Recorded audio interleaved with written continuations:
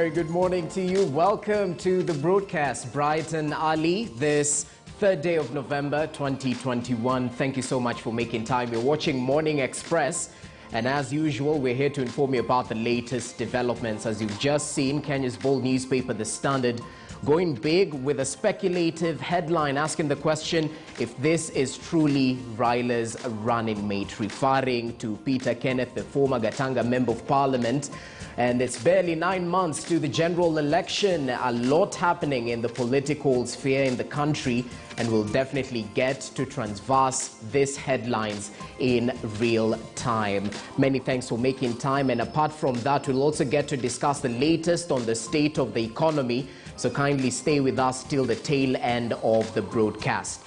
And as usual, we'd like to start with perhaps the latest happening in the international scene, just to acclimatize with the developments that have happened in the last 24 hours. So if you can kindly take a look at some of the pages we usually transverse, perhaps starting with the Daily Monitor as usual, the latest from Uganda, the East African region, and of course we'll also take a look at what has been covered on the CNN page. So let's begin with that. Okay, I'm informed that they'll be coming in later on. Apologies for that. But before we do that, I think we could start locally, just taking a look at some of the stories that made headlines, beginning in Mombasa, where Nyali Member of Parliament Mohammed Ali has requested a court in Kwale to grant him more time to explain the whereabouts of terror suspect Nurdin Abdallah Hassan, who has left the Member of Parliament facing arrest. Kwale County Principal Magistrate Patrick Wambogo had in early October issued a warrant of arrest against the Member of Parliament, who had committed to produce the suspect in court after Nurdin failed to show up 18 times. Our coastal region reporter Tobias Chanji has more. According to court proceedings, the suspect Nurdin Abdallah Hassan last appeared before Principal Magistrate Patrick Wambogo on January 21st, 2020, having missed 18 mentions since then. Nyali MP Mohammed Ali had committed to produce the terror suspect in court after he was charged with 12 counts of terror-related charges. State Prosecutor Alan Mulama had applied for a warrant of arrest on October 5th against Ali to appear in court and shed light on the whereabouts of the accused. On Monday, Prosecutor Faith Luseno told Principal Magistrate Lilian Lewa that the MP had communicated to Mulama seeking time to shed light on the whereabouts of Nurdin. Nurdin Abdallah was arrested on August 17, 2016 and charged with 12 different counts of terror-related charges. Among the charges Abdallah is facing is being a member of a terror group and being in possession of terror-related materials. On Monday, the officer in charge of investigations said that most of the suspects in terror cases are flight risk due to the nature of the offense, and when granted cash bail, it becomes impossible to attend court. The next mention will be on November 18th. Tobias Chanji, KTN News, Kwale County. Moving on, the murder of a Kenyan woman, Agnes Wanjiru, allegedly by a British soldier at a hotel in Laikipia in 2012, now threatens to destroy the existing military training deal between Kenya and Britain. The National Assembly Committee on Defence and Foreign Relations is considering not renewing the Kenya-UK Defence Cooperation Agreement that has for years allowed the British military to carry out their training in Nanyuki until the killer soldier is named and brought to book. Wanjiru was killed 9 years ago after a night out partying with a group of British soldiers. Our reporter Fred Kagonye with the details. That lasted 2 months. The discovery of the body of Agnes Wanjiru in a septic tank in the Lions Court Inn Hotel in 2012 stole the hope from her family that justice will ever be served. And true to it, it has been a torturous 9-year journey. Members of the Defence and Foreign Relations Committee of the National Assembly say they will use their parliamentary power to ensure that justice is served. The British government is being accused by the Labour Party for cover-up.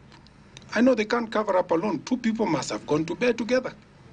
Who are their counterparts here? If the police requested for witnesses, 9 witnesses to appear before them, the police was not granted. Why did the government not pursue that matter through the normal channels? I don't think anybody wants assurance. Nobody is interested with assurance. People want to see the culprits brought to justice.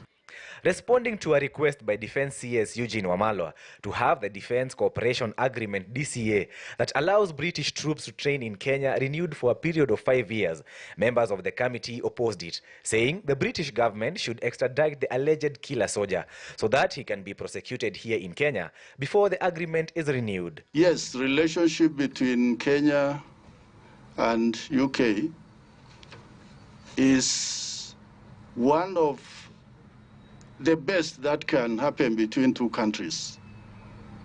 But issues of criminality can throw away the good. And that is what the cabinet must put its feet down to say, no, this is not acceptable. CS Wamalwa denied that the Kenyan security apparatus were involved in the cover-up that has seen the quest for justice for the family of Agnes Wanjiru drag on due to inaction. There is no such cover-up. Probably there might have been a delay, and that we must own up. So we have the necessary legal and institutional framework to deal with this matter because of that agreement. For now, the delay, which the family says has been deliberate, seems to have hit a dead end. And maybe, just maybe, justice will finally be served. Slain Wanjiru was a mother of one. Fred Kagonye.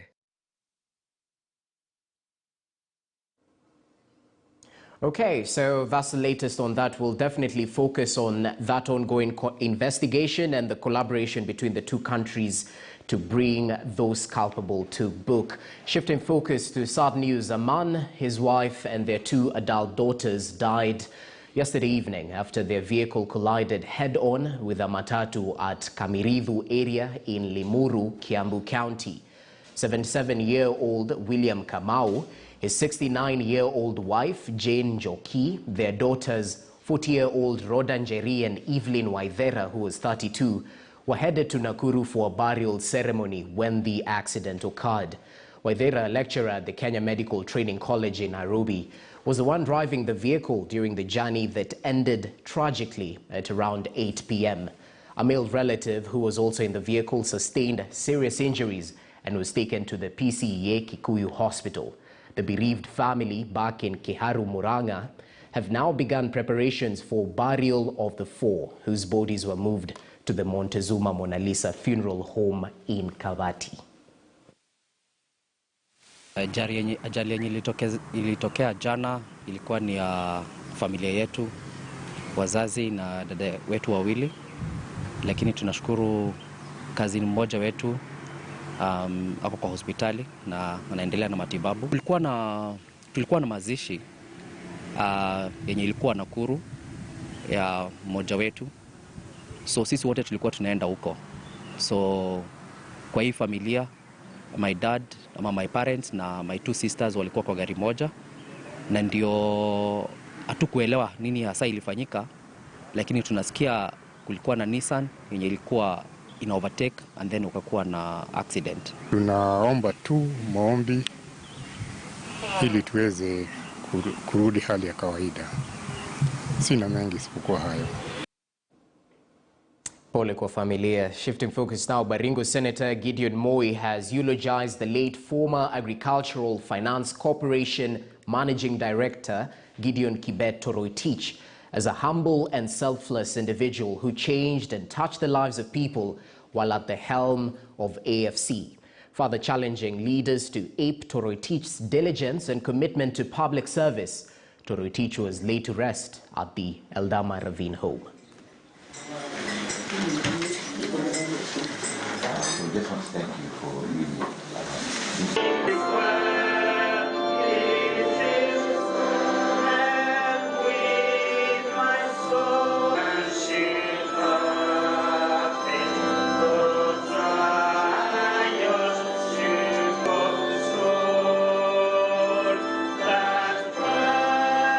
I succeeded, he gave me good law, and I'm now happy that my house here in Damban has been courtesy of Gideon. and so many other things. President Daniel Toroich Arap Moi was a self-made man. I think I mentioned to a small group recently.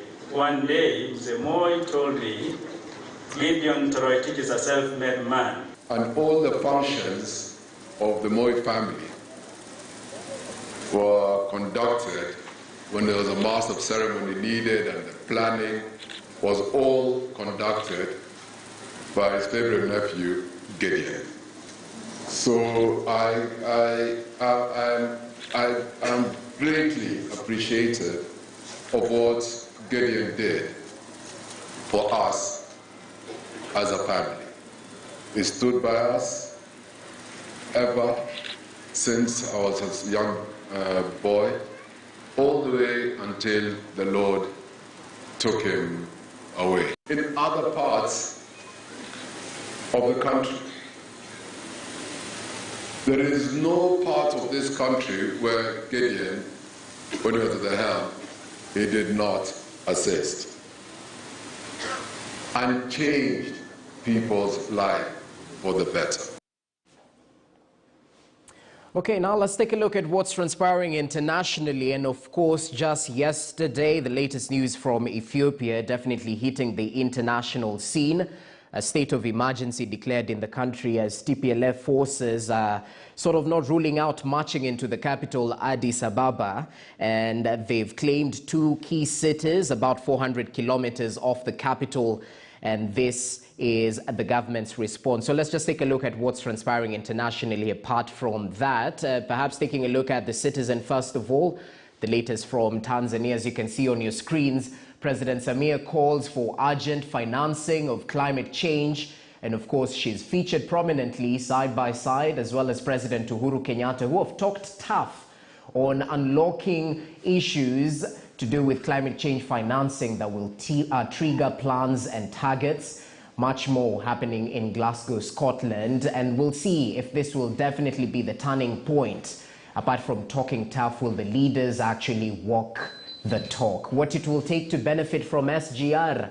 Make sure you're informed about that particular article, even as they question how Tanzania's mid-level banks fared in 2021 first 3 quarters. The latest on the banking sector: Tanzania fuel prices are set to drop next month, at least reprieve from December for Tanzanians. And that's the latest from Tanzania, as you can see, covered on the Citizen. Let's cross over to the next page.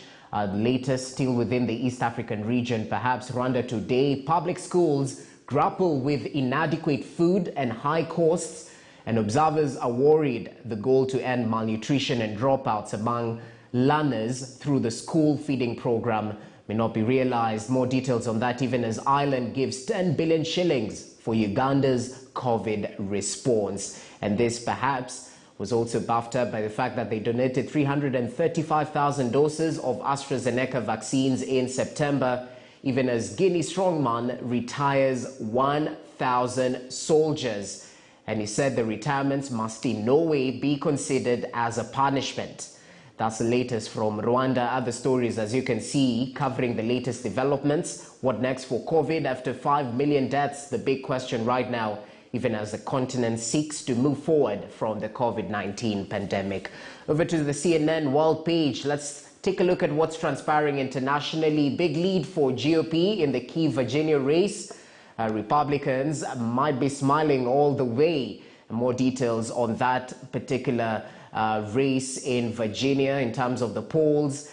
Other stories covered on the page, as you can see. The latest from the United States. China also featuring prominently. China is urging families to stock up on food and other essentials. Find out why, even as they cover other details as well. A 4-year-old girl found alive weeks after vanishing from a remote Australia campsite. That's the latest. But of course, so much focus on what's happening in the neighboring country, Ethiopia. We'll definitely keep you updated. And that story has equally been covered on page 25 of the Daily Nation. But let's cross over to the political scene right now. As expected, the front pages of the Daily Nation and the Standard featuring prominently is the political stories of the day. The Standard going big is this: Raila's running mate questioning if the former Gatanga MP is strategically being positioned to be the number 2 in the Azimio la Umoja campaign. Over to the Daily Nation, Ruto and the price of quitting Jubilee. As you can see, barely 9 months to the general election, and a lot is happening in the political landscape. But in order to put these particular stories in context, let's start with the latest from the One Kenya Alliance, who just yesterday issued a strongly worded statement denouncing claims of being summoned into a meeting by President Uhuru Kenyatta or being intimidated to back former Prime Minister Raila Odinga. But what exactly is the solo numerical strength of the alliance in the 2022 presidential contest, and how would their entry to either Odinga's or Deputy President William Ruto's camps impact the 2022 contest? Murimi Mwangi interrogates. On at least 3 occasions, One Kenya Alliance presidential hopefuls Musalia Mudavadi and Kalonzo Musyoka have had to face the ghosts of their 2017 fallout with former Prime Minister Raila Odinga in joint meetings chaired by President Uhuru Kenyatta and also attended by KANU Chairman Gideon Moi. The rallying unity call from all these meetings hinting at the likelihood of Kenyatta seemingly crafting a grand national alliance as his preferred outfit to take up the country's leadership mantle. But in a strongly worded statement, the Alliance Secretariat had denied reports of Kenyatta recently seeking audience with the team, indicating that the core principles past participation in these meetings alongside any other party has been voluntary and that the meetings have been held in most congenial and positive circumstances, with the interest and good of the country as the primary consideration. But what really is the Oka game plan? The Oka team is being seen to be the swing vote. That if they go this side, straight away. If they go this other side, straight away win. So it means then, to some extent, Oka becomes the kingmaker. But as we are saying, we are not going to be the kingmaker, we are actually going to be the king. At his solo 2007 presidential run, Wiper leader Kalonzo Musyoka, then vying on the ODM Kenya ticket, emerged third with a paltry 879,000 votes in a close contest between retired President Mwai Kibaki and ODM leader Raila Odinga, whose vote difference was a meager 231,000 votes. A near similar scenario to the 2013 outcome, where Mudavadi, then running as a third force, then also backed by the Gideon Moi-led KANU party, emerged third with 483,000 votes, while the margin between Odinga and Kenyatta, the winning candidate, was some 832,000 votes. Yet without a likely front-runner from the populous Kenyatta Mount Kenya backyard, and with the Odinga and Deputy President William Ruto axis separately quoting Oka into their camps, will Oka retain its current stature as the alternative third force or swing to action as the decisive kingmaker? The members who are there are members who are basically in NASA. We exited, except Gideon Moi, who was in Jubilee, was coming. But look at each of them. What level of political support do they enjoy? Where is their constituent support? So it's very difficult to say that all of them have anything significantly. 2 of those principles, they come from Western Kenya. In 2002, we had the Wamalo Force. And I can see the Wamalo Force is coming back, the Grand March to State House. Even Musalia, when he was a vice president, he flopped in Sabatia here because he was going against the grain. Now, if you're not with Musalia, you see Wetangula has aligned himself with Musalia. This is an alliance where we want to treat every partner as an equal partner. And anyone who will become the presidential candidate will actually be one among equals. That's the thing. So Murimi, when you look at all this mathematics, the truth of the matter is Oka becomes very attractive to either side. Key political parties in the 2022 contest, including the Oka affiliates, Kenyatta's Jubilee, Odinga-led ODM, and Ruto newfound outfit UDA, are due to hold their national delegates conferences later this year. And no doubt, more realignments loom as the 2022 countdown continues. Murimi Mwangi, KTN News. Well, interesting times we're living. Are they the kingmakers, or will they stick by themselves till the end? Big questions right there, and we'll get to delve deeper later. But let's take a look at what's happening in the Jubilee Party. The coming months could mark the final days of the ruling Jubilee Party as we know it, with President Uhuru Kenyatta's allies and those in the rivals' camp led by his deputy William Ruto angling for fresh formations ahead of the 2022 polls. This is key Jubilee insiders hint at the party working out the final touches in formalizing a coalition agreement with the former Prime Minister Raila Odinga-led ODM party. Now, our senior political affairs reporter Chris Thairo gives an insight into the looming Jubilee shakeup as the Kenyatta succession race enters the homestretch. Monday's National Management Committee meeting of the ruling Jubilee Party that also included some members of the Jubilee Parliamentary Group meeting was the clearest sign that plans to revamp the party that has been in power for 4 years is on its final stages. Top on the agenda during the looming National Delegates Conference will be a coalition between Jubilee and opposition party ODM, given the good working relationship between President Uhuru Kenyatta and ODM party leader Raila Odinga since the March 9, 2018 handshake. Another proposal is to remove the yellow color from the Jubilee slogan and flags, which represented the defunct United Republican Party, URP, headed by Deputy President William Ruto, and remain with the red, which represent the defunct TNA. Before the delegates endorsed to kick out Deputy President William Ruto as the Jubilee Deputy Party leader. The only thing that we have discussed are coalitions. A merger is completely different thing. However, there have been some brewing storm from a section of the members that the proposal to merge with ODM and field joint candidates might just be the last nail in Jubilee's coffin. That's the essence of democracy. I would be extremely depressed if we had a country where people do not disagree. We must disagree.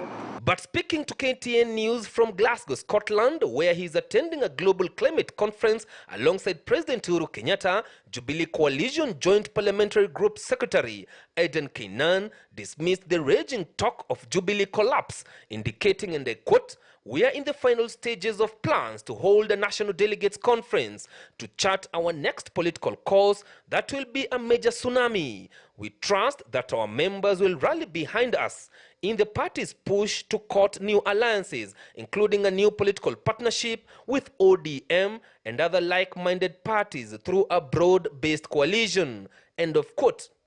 There are discussions which have been done at our level, and there are discussions which are done at the level of the two party leaders. It is beyond my pay grade to divulge to you anything which has come up at the level of the two party leaders. At the time Jubilee Tuko Pamoja Party was formed by President Uhuru Kenyatta and his deputy William Ruto, both would spend most of the time together at State House, donning white shirts and red ties, hitting daily headlines from one newsroom to the other, trending in all social media platforms because of the strength and magnitude it had on other old existing parties. The political unity between the two leaders was cemented by the fact that both faced cases against humanity at the International Criminal Court ICC before launching their fresh unity between TNA and URP at Afraha Stadium in Nakuru County. But that love is no more.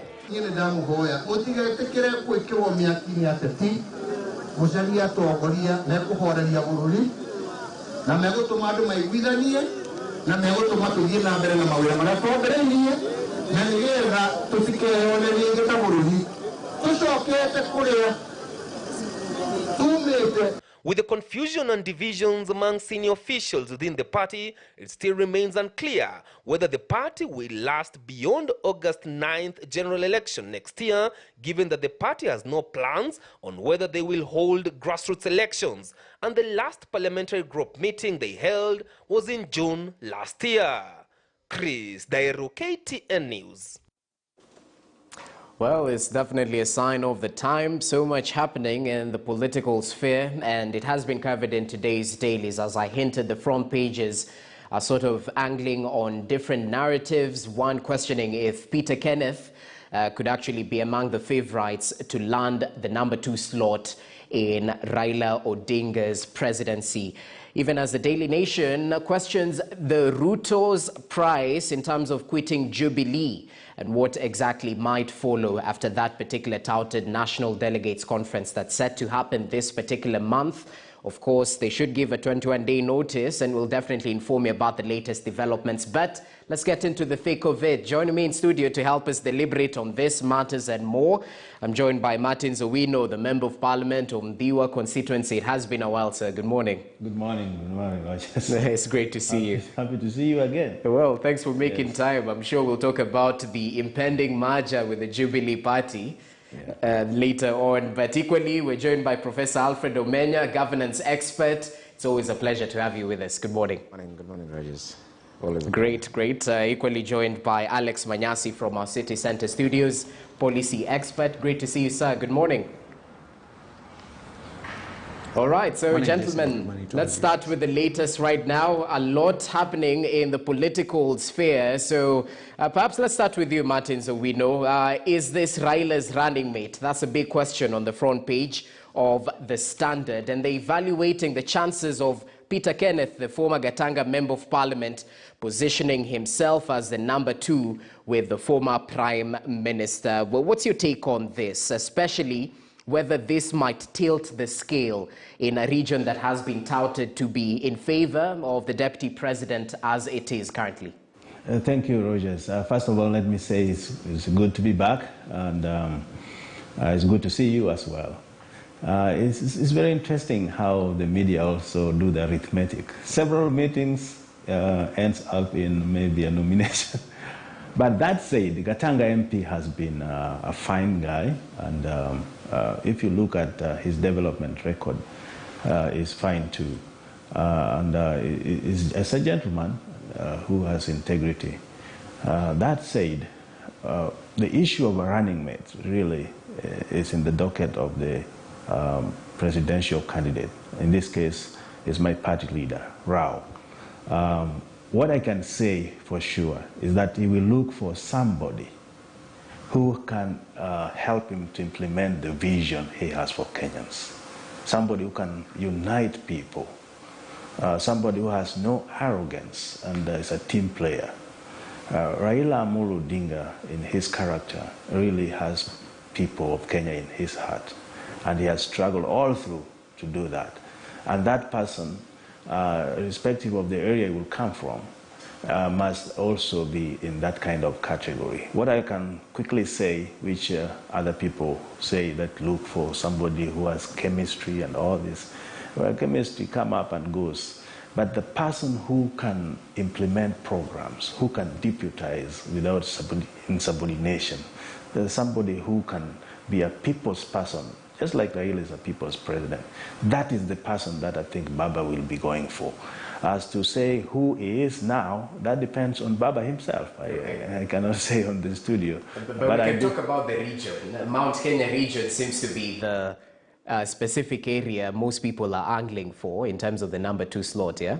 That's for sure. No. Kenya, political is numbers. You need also somebody who will bring numbers to the table. Is in the central part of this campaign, and I think Baba has been there many times. And there are good candidates there. We can't dismiss that. But I just want to say that when it comes to pinpointing that this is the person that Baba will choose, we leave that prerogative to Baba himself. But I've just laid out the qualities that I know Baba will be looking for.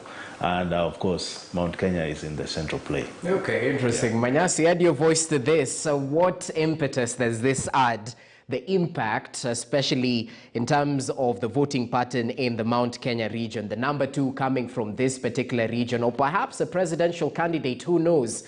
What impact might this have in 9 months? Just say the Mount Kenya region is a very interesting region, and I have very many reasons to say that. You remember during the Kibaki time, the Mount Kenya people went for Kamwana against Kibaki in the first election. So the way the Mount Kenya people think is extremely unique. If I was to analyze how the Mount Kenya people react to Peter Kenneth, for example, being picked as running mate, or Peter Munya, or Justin Muturi, or Martha Karua, all of them will elicit very different reactions from Mount Kenya people. And so, yes, I agree that Peter Kenneth will bring fresh air anywhere around anyone from a national platform.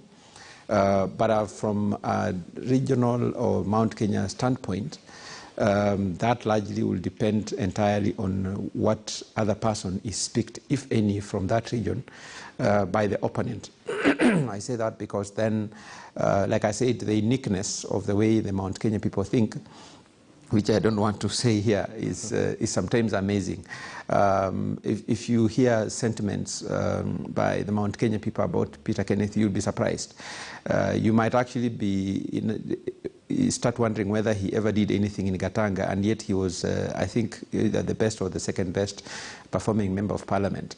So the considerations for what they call their own is sometimes different from what people want to imagine.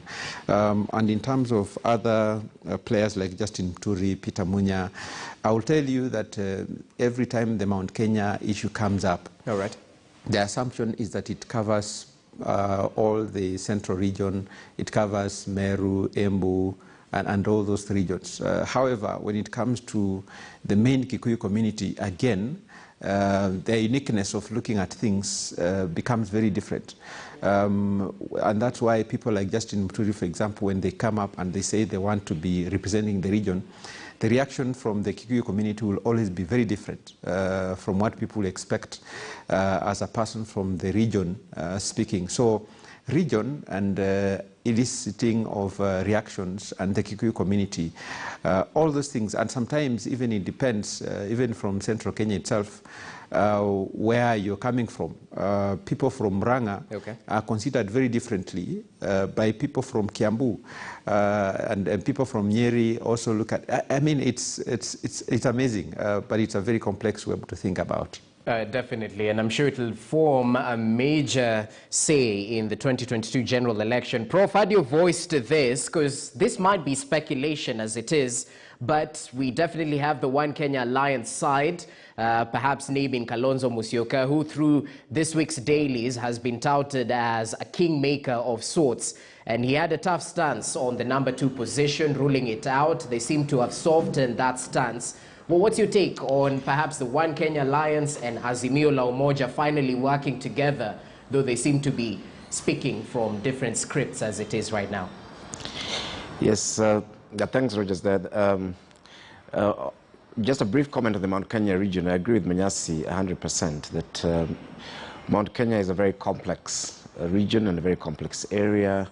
There's Mount Kenya East, and then there is the Kikuyu part of Mount Kenya. That's also an issue, you know, the game abates and so on. But of course, everybody has been going to Mount Kenya. The DP has been going there. ODM has been going there. OCA has been visiting it quite a bit. Yeah, because I think what is clear is that if you abandon Mount Kenya, then as a presidential candidate, then the presidential candidate who gets it would actually be in a pole position to win. And I think that's the first question that is Honorable Raila likely to pick a candidate outside of Mount Kenya? And that would be suicidal, because it means that you know, the entire place will just tilt towards towards the DP. But of course, having said that, again, like Manyasi says, it's a very complex region, and I don't think you can predict it accurately. I don't think you can say, fine, I mean, if you pick Peter Kenneth, then there'll be a tilt, you know, in the voting patterns. Mount Kenya can surprise. They can totally reject that person or totally embrace it. In fact, using the case of Uhuru Kenyatta, we remember that the president lost elections there, not even just as president, but as a member of parliament. And then later on, you know, he supported in a massive way when he actually lost the national election. Okay. Yeah, so Mount Kenya is an interesting place, but definitely I think it is one of the leading places to produce the next deputy president, given just given the reality that collectively is a very rich vote basket. The One Kenya Alliance also is generating some interesting complexities, and I hope that they're doing their simulations to see the impacts of the various decisions. Yeah, because as it is, the One Kenya Alliance seems to be the ones that will tilt this poll and determine who wins. So they're in a very good kingmaker position. Yeah, because it's very clear that if One Kenya Alliance supports one candidate, then those regions that they represent are likely to, and which are also very rich. I mean, you are looking particularly at Eastern with Kalonzo Musyoka there, and then you're looking at Western, where I must say that Mudavadi has done a good job in terms of trying to consolidate that. I know that people question, whether they can actually deliver, but yes, I mean, is a force to reckon with. Okay. So I think those two, depending on where they swing, will be quite, will determine actually to a large degree the direction the election goes. So there are several scenarios. The first scenario is that the One Kenya Alliance backs up one candidate, either Ruto or the Prime Minister, and that is, I think that is a decision that is not likely to happen, because I know is what the president would desire. But on the other hand, if you look at it, it weakens the bargaining position. Well, they could choose to go that route. The second route is that they back only one candidate in their stable there, and then so that we have three strong candidates getting into the elections, and then force a by-election, not a by-election, but force a rerun. Yeah. In that case, then, of course, the One Kenya Alliance can negotiate with either of the candidates, and that puts them in a slightly stronger position, because at that point, it will be very clear that whoever they back is the one who's likely to win. Last but not least, which I think is something that they might not want to consider, is they implode, so that Kalonzo goes a different route, and Mudavadi goes a different route. You notice that I've not mentioned Gideon Moi, because I don't think is a factor. And that way, again, I mean, they'll be fragmented, but that may enable them to negotiate differently with the different teams, and I think that will throw the entire presidential election wide open. We would not know the direction it will go. Okay, well noted. Well, according to One Kenya Alliance, they are men amongst equals. We'll see how it transpires. So much to talk about, so little time. So allow us to take a short break, gentlemen. When we come back, we'll inform our viewers on the latest to do with the Jubilee Party, even as we get into the thick of what's happened in the education sector.